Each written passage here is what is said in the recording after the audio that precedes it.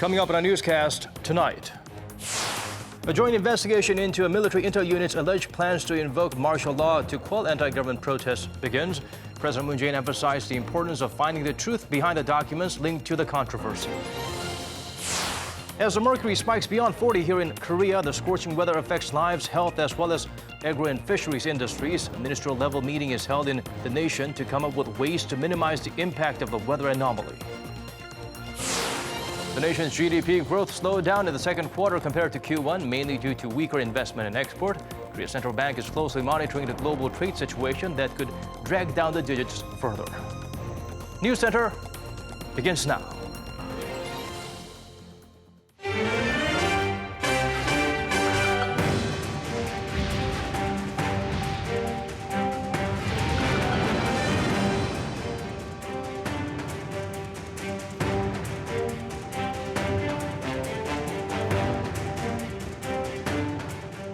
It's 8 p.m. here in Korea, live from our studio in Seoul. This is Arirang News Center. Great to have you with us. I'm Daniel Choi. We begin with the investigation into plans drawn up 2 years ago by a military intel unit to invoke martial law in case the corrupt conservative leader Park Geun-hye was not impeached and there was civil unrest. President Moon Jae-in ordered all related documents be handed over and that the probe be conducted thoroughly. Cha Sang-mi starts us off with the efforts to uncover the truth. President Moon Jae-in has urged investigators to get to the bottom of controversial documents drafted by the military's intelligence unit in 2016, detailing plans to declare martial law amid the protests against then-President Park Geun-hye, who was later removed from office for corruption. The president said the persons responsible for the plans must be found, according to a spokesperson who read out the leader's statement. The key is to reveal the truth behind those martial law documents. We should thoroughly investigate why the documents were created and to what extent the military was willing to execute the plan. The Defense Security Command, the military's intel unit, has repeatedly clashed over the issue with Defense Minister Song Young-moo. The president was quoted as saying that those disputes have been confusing the Korean people. The issue, he said, needs to be untangled piece by piece. President Moon also stressed the need for the intel unit to be reformed, and soon again his spokesman quoting, I understand that there has already been a lot of discussion about reforming the Defense Security Command. I asked the task force on DSC reform to speed up those discussions and promptly submit a proposal. The president said further that it's important to find out how reports on the matter were handled and to review any mistakes made by those who knew about the martial law documents, including the current defense minister Song Young-moo. And he said once he's got the task force's report, he will take appropriate measures to penalize those responsible. Cha Sang-mi, Arirang News. President Moon Jae-in has tapped a two-term ruling party lawmaker to fill in the post of Minister of Agriculture, Food and Rural Affairs, a position that has been vacant for over 4 months. The top office announced that lawmaker Lee Ge-ho, with some 30 years of public service under his belt, would be a perfect fit for the position. He must go through a parliamentary hearing to be confirmed for the job. The top office also announced its cabinet reshuffle plans. The current structure will be maintained. However, a new presidential secretary will join the team and the official will be in charge of self-employed affairs. This comes as President Moon vowed to place more emphasis on the self-employed as they should be regarded as an independent industry and pledged to come up with measures to support the sector in areas such as high rent prices and unfair franchise practices. Science and technology R&D should focus on long-term people-centered innovation, not on immediate gains and returns. That's South Korea's new vision, as laid out during the inaugural meeting of the Presidential Advisory Council on Science and Technology. During the meeting, President Moon said science and technology must, in the end, help improve the lives of ordinary people. And in order to do that, there needs to be change in the way science and scientists are viewed in society. 우리 과학기술인들의 수준은 이미 세계적입니다. 이들이 연구에만 몰두할 수 있는 환경을 마련하고 창의성과 자율성을 갖춘 미래의 과학기술인들을 양성해야 합니다. He also stressed the importance of recreating a support system that allows failures so as to enable long-term innovative and challenging research projects.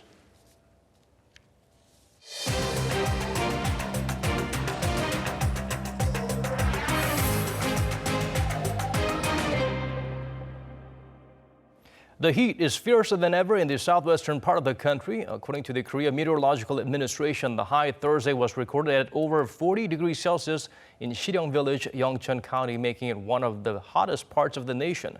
The mercury spiked to similar levels in Haeyang Village, Gyeongsan County. If this trend continues this year, it could be Korea's hottest on record, exceeding the one set back in 1994. To minimize the damage caused by the sweltering heat in Korea, the government held an interministerial meeting today. From increasing power supplies to providing oxygenators for fish farms, various measures are devised. For details, let's turn to our Choi Si-young. The Office for Government Policy Coordination has announced that it'll secure at least 1 million additional kilowatts of electricity by the middle of August, when power demand is expected to reach its peak. It said it'll also be ready to provide even more from thermal power stations in an emergency if the extra reserves are not enough. The government promised to pay the air conditioning bills at public centers for senior citizens where many of the elderly like to spend time together. It'll also increase on-site checkups on senior citizens living alone. And it plans to offer cooling vests and ice packs to construction workers to help prevent heat stroke. Hours will be extended to 9 p.m. at public facilities designated as heat shelters while people can come in and cool off. The government will not only provide air conditioners for farm animals but also shorten the time it takes for farmers to receive disaster insurance payouts when there's damage caused by nature, as in the current heat wave. It'll also assist fish farms with money to buy oxygenators to minimize the impact of rising water temperatures. The Ministry of the Interior and Safety said it has given out $10 billion to provincial governments and encouraged them to spend the funds in a timely way as needs arise to effectively fight the heat wave. Choi Si-young, Arirang News. Staying with the extraordinarily hot conditions, Korea is not alone. Record-setting temperatures are experienced in many other parts of our world. Our Kan Young-woo turned to an expert to help pinpoint the cause of this anomaly. This summer has been extremely hot across the Northern Hemisphere. The US, Canada, Algeria, Norway, and Japan have been seeing record-breaking temperatures for the month of July and extreme heat waves over the past 2 months. In Oman, there was one night in June when the lowest it got was 42.6 degrees Celsius, which is believed to be the highest low ever recorded. Experts say the record-breaking temperatures can be explained by rising concentrations of greenhouse gases, which are a major cause of global warming. So the biggest reason for these extreme heat waves is climate change, which is a result of global warming. In climate change, the main effect is rising temperatures. The overall temperature of the Earth keeps going up, but the change gets bigger every year. The World Meteorological Organization predicts that at this rate, the number of so-called heat wave days will double by 2020 and quadruple by 2040. This past June marked the second warmest month on record globally, but experts say the worst of the heat wave may soon be behind us as we approach August. The heat waves are likely to continue, but we probably won't see the extreme temperatures of over 36 degrees Celsius we've had since last weekend. I think the heat waves in Korea will die down because the North Pacific anticyclone tends to shrink in early August. The latest typhoon Chongdari is heading towards Japan and may affect the Korean peninsula, but the Korea Meteorological Administration says the storm's course could change. Kan Young-woo, Arirang News. It is on hot summer evenings like these that local pubs get busy after work, but we hear they're especially hustle and bustle in one particular area in Seoul. We go live to our Gwanghwamun Square where our Moon Geon-young is standing by. Geon-young, what brings you there today at this hour?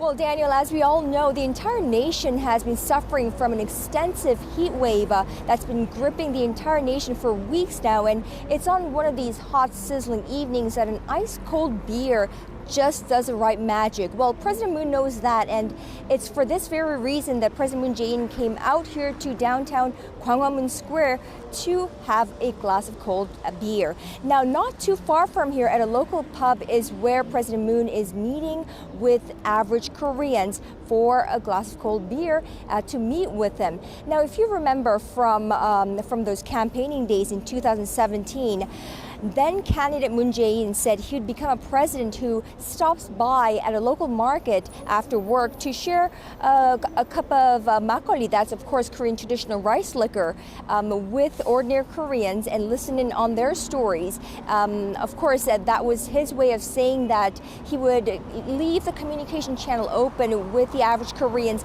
even if he becomes a president. Well, tonight he's making good on that pledge 15 months after he made that pledge on the campaign trail as president for the very first time. And the main issue on hand that he's keeping his ears open to, I'm just about learning as I speak to you, is the latest minimum wage hike. Daniel. So staying approachable seems to be his forte. So how did the rest of the evening unfold? Well, Daniel, with lots of surprise, I must say. Of course, all those that he is meeting right now, all the players of the economy, I must say, we're not expecting to see the president walk into the pub and share beer with him, of course. He's meeting with everyone from the employee to the convenience store owner to the lunchbox manufacturer or lunch meal manufacturer to the job seeker and, of course, to the housewife whose career had come to an interruption due to marriage and childbirth. So he's speaking to all of them and listening in on how the current economic affairs, including the low or the raise in minimum wage hike, is impacting their lives, and he's listening ardently in. Blue House officials said that tonight's event had been arranged upon the president's desire to come out firsthand and listen in on how the people are feeling about the latest economic policies, decisions that are being made by the government. Daniel. Right, a big change, a necessary change, and of course people are expected to roll with the punches to make sure they adjust to the possible positive changes. Thank you for those updates, Kanyang. We appreciate it. That was our presidential office correspondent, Moon Jae-in, with the latest. Now, the race is on for the leadership post of the ruling Democratic Party of Korea. Among 8 candidates, 3 got the nod to take part in that competition. The new chair will be tasked with making progress on President Moon's policy goals.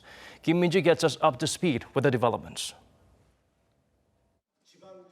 The ruling Democratic Party of Korea has shortlisted 3 candidates who will compete for the post of party chair at an upcoming national convention. In a primary with 8 candidates on Thursday, the tickets to the leadership race were won by 7-term lawmaker Lee Hae-chan and 4-term lawmakers Kim Jin-pyo and Song Young-gil. Lee Hae-chan, who served as prime minister between 2004 and 2006 under the Nomuyen administration, is expected to play a key role in boosting relations with the top office if elected, given his close ties to President Moon Jae-in. We need talented and strong leadership that can support the Moon Jae-in administration. As a former prime minister, I will use my experience to boost relations between the party, the government, and the presidential office. Kim Jin-pyo is also known to have close relations with President Moon. He said that he will work to breathe life into the ailing economy, using his past experience as the country's finance chief. I will approach our party members with strategies to revive the economy and win their support. I'm the only candidate that can do that. But there have been voices within the party stressing the need for a shift in generation, which could mean more votes for the younger candidates. Song Young-gil in his 50s is younger than the other 2 candidates, who are in their 60s and 70s. The former mayor of Incheon until recently served as the chairman of a presidential committee tasked with building economic cooperation with Northeast Asian countries. I have shown the kind of new, unified leadership needed for a new generation. And as the chairman of a presidential panel, I have built the experience and trust needed to do the best job working with the presidential office and the government. The new chief will take the baton from the incumbent chair Choo Mi-ae and will be tasked with building cooperative relations with the opposition bloc to get President Moon Jae-in's policy agendas rolling. The national convention will be held on August 25th, and the new chief will take the helm for the next 2 years. Kim Min-ji, Arirang News. The National Assembly held its final plenary session of the July extraordinary session and approved President Moon Jae-in's 3 picks for the Supreme Court.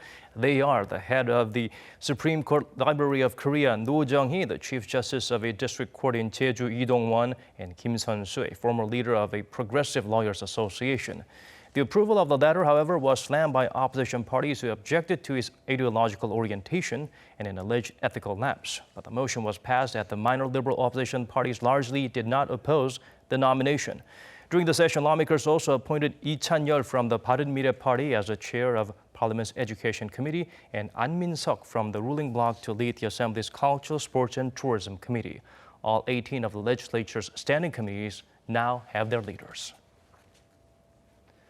Over in Laos, rescue and relief efforts are ongoing after a dam collapsed. One of the companies working on the structure was a Korean one, which is why Seoul's authorities are taking emergency measures to help the country deal with the disaster. Woo Soo-young has the latest.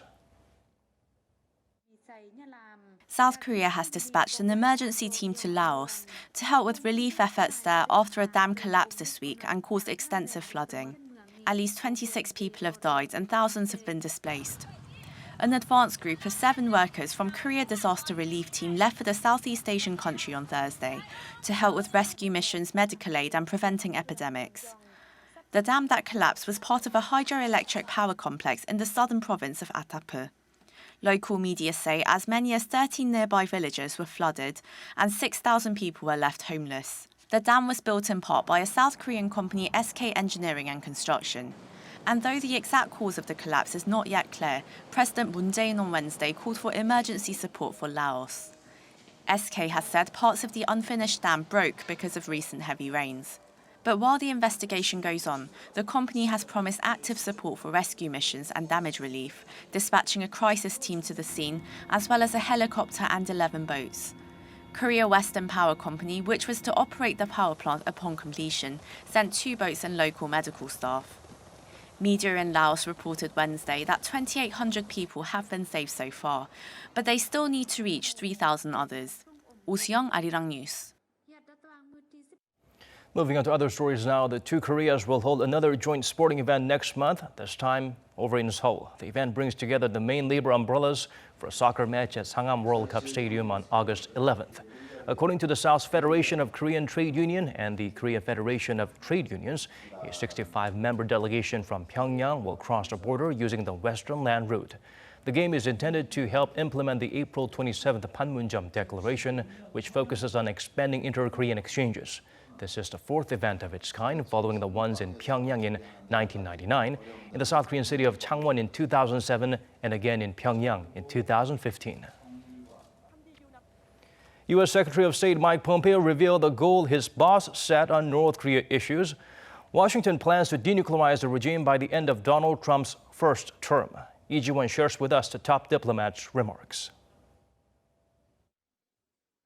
The U.S. had been careful to avoid mentioning a specific timeline for North Korea's denuclearization, but U.S. Secretary of State Mike Pompeo has reiterated the Trump administration's previous hopes of achieving the regime's complete, verifiable, and irreversible denuclearization by the end of President Donald Trump's current term in office, which runs until January 2021, and hopes to reach that goal more quickly if possible. Secretary Pompeo made such comments at his briefing to the U.S. Senate Foreign Relations Committee on North Korea on Wednesday. Pompeo said that although there is a long way to go, there has been progress and Washington plans to be patient. We're engaged in patient diplomacy, but we will not let this drag out to no end. I emphasize this position in the productive discussions I had with Vice Chairman Kim Young-chol. President Trump remains upbeat about the prospects for North Korean denuclearization progress. But despite the productive discussions and continued efforts to engage in talks with the North, Pompeo confirmed that the regime continues to make material for nuclear weapons. Senator, I'm just trying to make sure I don't cross into classified information. I'm not trying to hesitate. Yes, they continue to produce vessel material. When asked about whether North Korea was continuing to pursue submarine-launched ballistic missiles or whether its nuclear program is still advancing, Pompeo declined to answer, saying that public statements on the issue would not help a complex negotiation with a difficult adversary. At the hearing, Pompeo also reiterated the importance of North Korea's declaration of its nuclear capabilities, which is one of the key demands from Washington. He said that an initial declaration is vital for the U.S. to verify North Korea's full denuclearization. Lee Ji-won, Arirang News. The nation's central bank released its preliminary estimates for the second quarter expansion. It slowed down from Q1 mainly due to weaker investment and export growth. Plus, there's the uncertainty factor stemming from the trade battles. Kim Hye-sung breaks down the digits for us. South Korea's GDP grew in the second quarter by 0.7% from the previous quarter. The Bank of Korea says the country's GDP expanded by 398 trillion Korean won, or about $356 billion between April and June. It marks a slowdown from the first quarter's 1% rise, mainly due to weaker investment and export growth. Investment in business facilities contracted by 6.6% after growing over 3% the quarter before, mainly due to a cut in investment in both machinery and transportation equipment. Construction investment also turned to a negative 1.3% after gaining 1.8% in the first quarter. Construction investment went down as the government's housing market regulations went into effect. Facilities investment dropped mainly due to a base effect. Investment in displays and equipments are now going down, and this is likely to continue as global uncertainties like trade affect investment sentiment. Growth in exports, a major driver of Korea's economy, also slowed to 0.8%, down from 4% in the first quarter. Imports fell 2.6% due to cuts in imports of machinery and transportation equipment. On the expenditure side, private consumption increased by 0.3% on quarter, logging the slowest growth in 6 quarters. Government consumption also grew by 0.3% on quarter. The second quarter growth figures mark a slight slowdown from the first quarter, but on year, the local economy grew by 2.9%. The Bank of Korea says second quarter growth is in line with its projections, and that if the third quarter and fourth quarters have between 0.82 and 0.94% growth rates, Korea's GDP for 2018 will hit the bank's forecast of 2.9%. But it said it will have to keep a close watch on the ongoing global trade uncertainties. Kim Hye-sung, Arirang News. South Korea's largest automaker reported disappointing earnings for the second quarter despite a recovery in SUV sales to emerging markets. Hyundai Motors' operating profit fell more than 29% from the same quarter last year to a little under $849 million. In the 6 months leading up to June, the company's operating income took a dip of over 37% on year, coming to around $1.5 billion. An official from the auto giant says the sales recovery was overshadowed by unfavorable currency exchange conditions stemming from a stronger Korean won against the greenback. Repatriating the remains of American soldiers who died during the Korean War has been a headline maker for some time now. Naturally, there is growing interest in exactly how the fallen heroes are recovered. To fill us in on the process, our Park Ji-won takes us to one such site. This is Seohwamyeon in the county of Injae-gun, Gangwon-do province. This region, located beyond a civilian access control line and right next to the inter-Korean border, was the backdrop of one of the bloodiest battles in 1951. It is also where the MACRI, or Ministry of National Defense Agency for Killed in Action Recovery and Identification, has spent the last 6 years searching and locating the remains of those who fell in battle. So far, the remains of 250 soldiers have been retrieved. Personal items are also found here, including an identification tag last week and a personal seal just a day ago. One of the most important goals of the operation is to collect the remains and send them back to their family members.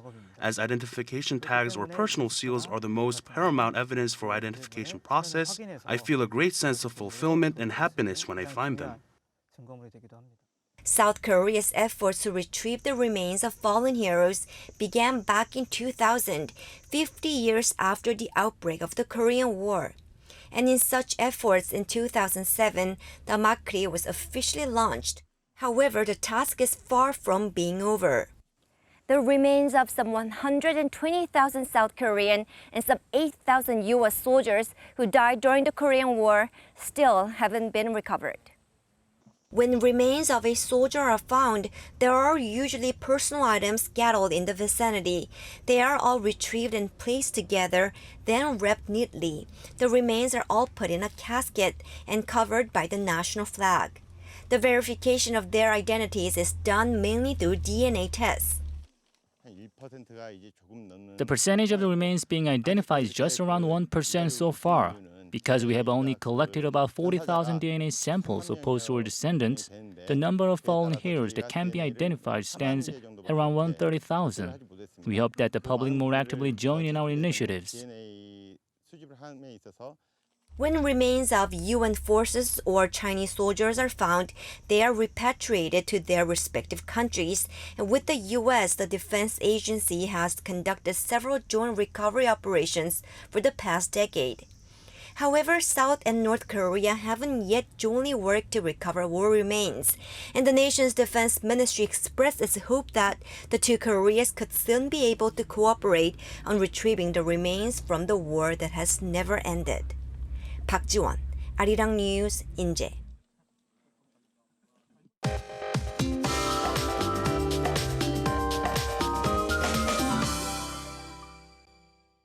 Time to turn to our Michelle Bach at the Weather Center for the updates you need. Michelle, what's the status of that typhoon?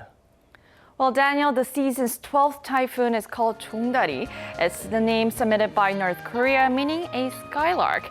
And it's currently over waters near Okinawa, Japan.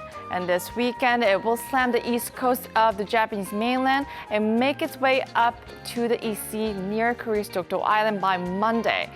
Now, the typhoon will dissipate before reaching us, though bringing little or no rainfall at all and leaving the heat wave as it is. But the storm could still change course. Now, it was hot today, and it's going to be hot tomorrow as well. The mercury about 47 degrees higher than the average, and Tokyo, meanwhile, can expect a cooler day tomorrow. It's going to be another tropical night, and Seoul will wake up to 27 degrees Celsius, Daegu at 28. And the highs in Seoul will top out tomorrow to 35, Daegu and Gyeongju both soaring up to 37 degrees. The heat wave with highs in the 30s will continue through next week with more tropical nights. I'll leave you with the weather conditions around the world.